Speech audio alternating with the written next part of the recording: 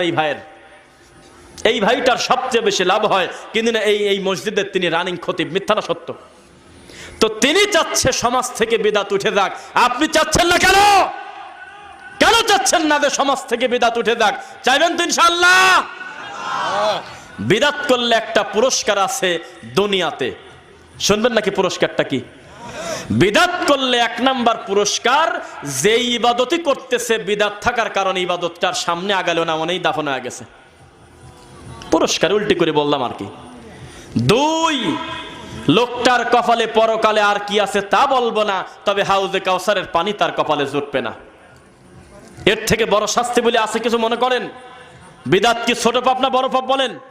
বিদআত বিশাল বড় পাপ। আমি একটা টুপি মাথায় দিছি, আমার ভাই একটা টুপি মাথায় দিয়েছে, আমার এই প্রিয় ভাই আর একটা টুপি মাথায় দিয়েছে, কিন্তু এই 3 জনের ভিতর আমি বললাম আমার এই টুপিটা সোনার নবী